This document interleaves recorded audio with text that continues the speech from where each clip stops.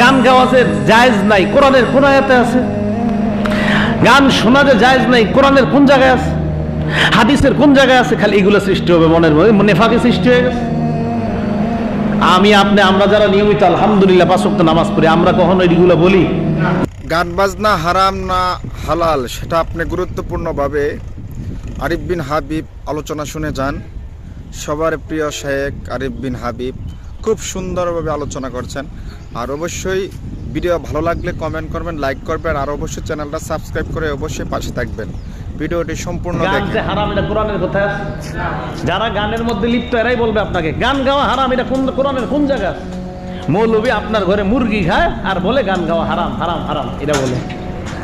তো এইগুলা দেখবেন বলবে এক শ্রেণীর লোক। 1 নাম্বার নিফাকের উৎস, এটা হলো গান গাওয়া। 2 নাম্বার ব্যভিচারের প্রতি প্রেরণা জাগ্রতকারী। নাউজুবিল্লাহ।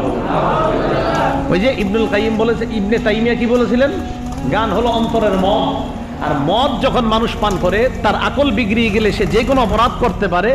তার গান হলো অন্তরের মদ, আর ওই মাদকতা যখন অন্তরে সৃষ্টি হবে সে ব্যভিচার জাতীয় অপরাধ সহ আর সব অপরাধ করতে পারে। তো 2 নাম্বার গানের ক্ষতি, ব্যভিচারের প্রতি প্রেরণা জাগ্রতকারী। 3 নাম্বার গানের ক্ষতি,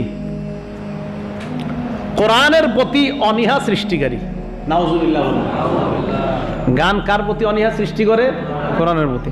আপনার বেশি বেশি গান শুনবেন, কোরআন ভালো লাগবে না, কোরআন শুনতে আপনার ভালো লাগবে না, কোরআনের প্রতি অনীহা সৃষ্টিকারী। এটা হলো 3 নাম্বার। 4 নাম্বার আকলের উপর আবরণ সৃষ্টিকারী।